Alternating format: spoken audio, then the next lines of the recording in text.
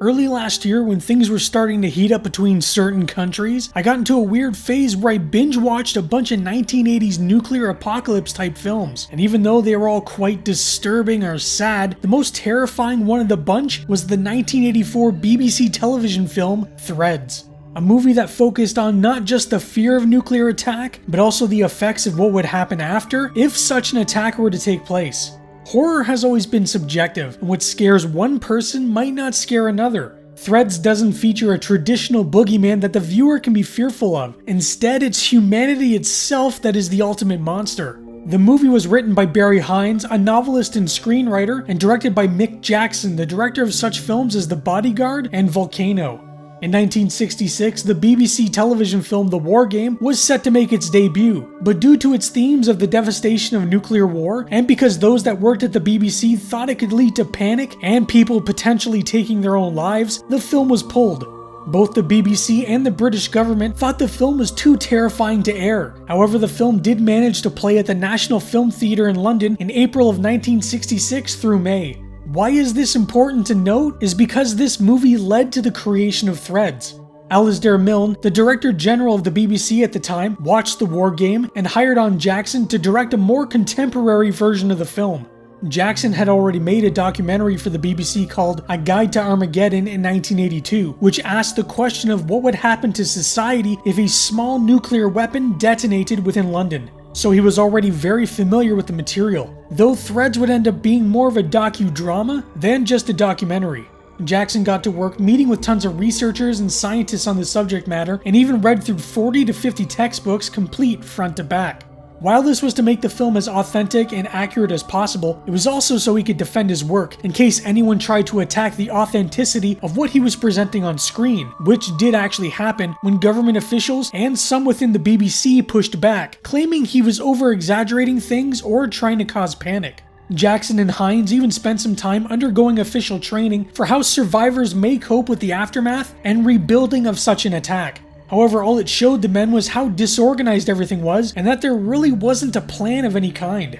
At one point, the film almost never even happened. The year prior, in 1983, an American TV film called The Day After, which would showcase the same kind of events, was released, and Jackson said if they got it right, if they showed what would really happen if a nuclear attack occurred, then he would cancel his film. However, according to Jackson, they got it wrong. The ending hinted that things could recover and that society may be able to rebuild. However, Jackson, being the optimist that he is, felt society would be too sick to survive. Neighbors would turn on one another, and people would be more worried about themselves than the greater good at large. He also felt that The Day After was a lot flashier and more about the special effects and named stars than it was about telling a compelling story.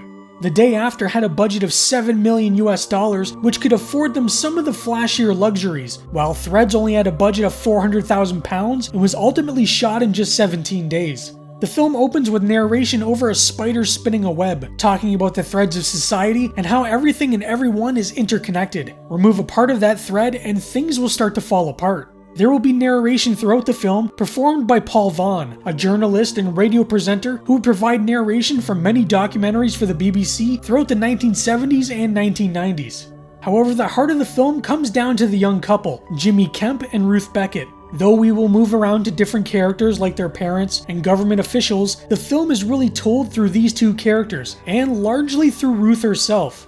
Mick Jackson was originally going to use more well-known cast members. One of his first ideas was taking the cast of the popular British television soap opera Coronation Street and placing them in the midst of nuclear panic. However, this clashed with his idea of keeping the film small and personal. He didn't want you to see the events unfolding through big-scale wars or special effects, but through average everyday people. People that could be someone you knew, a neighbor, a family member. They needed to feel relatable. Auditions were held at the Sheffield City Hall, where over 1,100 people showed up. Extras were asked to dress raggedy and look miserable, and were mostly chosen based on height and age. Karen Meager, who plays Ruth, was Jackson's first choice for the role, as she felt very natural, and more importantly, had already been very active in anti-nuclear marches prior to being cast. As Jimmy and Ruth do what young lovers do, tensions start to brew between the Soviets and the United States. Several days later at a pub, Ruth tells Jimmy that she's pregnant, and neither of their parents are really all that thrilled. But Jimmy decides he's going to marry Ruth, and they're going to start their family. During most scenes in the film, there's usually a radio on in the background or a TV with a reporter talking of the growing conflict, although most of the time the characters are doing their own thing and are completely unaware. Ruth and Jimmy move into their own place, optimistic and excited for what their future holds. Although as things start to get worse in Iran between the Soviets and Americans, Jimmy goes out for one last night with his friend Bob and ends up spending the evening with another young lady. Anti-nuclear protests start rising up throughout Sheffield, and government officials begin preparing for the worst. There's an exchange between the two opposing forces, and the Americans respond with a small nuclear weapon. People begin to panic buy food and fuel, leading to shop owners heavily inflating prices to help slow down the demand. The fighting picks back up, and civil unrest starts to spread, leading to small riots and causing people to start packing up in the hopes of fleeing the larger cities. Although this leads to the main roads being backed up, causing large traffic jams. Hospitals begin being cleared for any expected casualties, and Ruth's grandmother is brought home as there are no resources left to care for her at the moment. More protests begin to pop up, but police now have been given extraordinary powers to arrest anyone protesting or anyone with a criminal record who may cause issues. Throughout the country, government officials begin converging in basements and bunkers as they plan out what will need to be done if an immediate attack takes place. With everything going on, Jimmy and Ruth still try to scrape off the wallpaper and make their new place a home, but the overwhelming dread of what may soon happen is just becoming too much for Ruth to bear. She just wanted a normal life, raising children with her husband, and now she has to face the idea of nuclear attack. It's hard to really understand what they're going through exactly unless you've lived it, but for many during the 1980s, this felt like something that could really happen and was likely to happen in the immediate future. It wasn't simply if an attack would take place, but when. Both Ruth's and Jimmy's parents begin preparing their homes for the effects of a nuclear weapon, removing doors to use as shields, along with mattresses and anything else they can find around the house. This all came from a pamphlet that was handed out by the government between 1974 and 1980 called Protect and Survive. The pamphlet itself offered little an explanation for why you were doing the things you were, and basically boiled down to duck and cover, which isn't very effective when dealing with nuclear weaponry. As people clear supermarket shelves of food, warning sirens begin to blare of an incoming attack.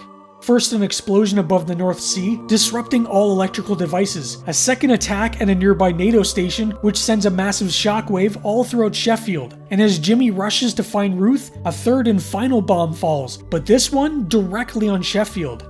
Everything goes eerily quiet, and all you get are these brief glimpses of people and things burning, like this poor E.T. doll. The sound kicks back in as everything is hit with the blast, but because of how quiet everything was just prior, it builds an unnerving amount of suspense. How they handle the destruction is also well done, considering how small their budget was. You get a lot of quick cuts of miniatures and stock footage, and even some of the shots are repeated, but edited in such a way that they're nearly unnoticeable. Another interesting thing to point out is you have these transitions between each scene, giving you a timeline of what is happening and when. Through the first half of the film, these transitions are made to sound like there's some kind of electronic transmission. However, once the bomb has hit Sheffield, the remainder of these transitions suddenly become dead quiet. The film itself also loses much of the ambient sounds heard in the first half. Radios, TVs, music, and what you're left with is just the sounds of the wind and cries for help. It all adds to a deeply unsettling experience. Things only get worse as the deadly fallout, radioactive material sucked up into the sky, begins to rain back down on Sheffield, causing vomiting, bleeding, and loss of bowel control. It really puts it into perspective that those immediately lost in the blast may have been the lucky ones, as awful as that is to say. Days after the blast, Jimmy's parents struggle with the effects of radiation poisoning while also finding their youngest son buried under the rubble. Ruth and her family hide in their basement, rationing food and water as they try to survive. However, Ruth is more concerned about Jimmy, who we never see again and most likely died in the explosion. After her grandmother passes away, Ruth decides to leave her parents' home in search of Jimmy. What she finds is just too horrific for me to really show. The difference between a movie like Threads and The Day After is Threads doesn't hide the cold hard truth. You see people of all ages dead or dying, from the elderly to babies. Even pets like cats and dogs aren't safe. 2 weeks since the attack, and Ruth makes her way to the hospital in hopes of finding Jimmy. The hospitals have been completely overwhelmed. Doctors and nurses have no supplies in order to treat anyone, and the entire situation just feels helpless. This scene is one of many that are really hard to watch. But to make things a bit easier, the burn victims were made up with Rice Krispies and ketchup, so keeping that in mind, it may make it a bit more bearable to watch. A month after the attack, Ruth arrives back home only to find her parents dead, having been bludgeoned to death by looters. The remaining 30 minutes of the film starts leaping exponentially ahead in time, to help give the viewer an idea of how things may end up in the event of a nuclear attack. Ruth finds Jimmy's friend Bob, and the two stick together for the time being as everything is plunged into nuclear winter. Months after the attack, crops yield very little food as more and more continue to slowly die, either from starvation or the effects of the radiation. Ruth is once again on her own and now has to give birth to her child. She does manage to give birth to a baby girl, but now survival has just become even more difficult.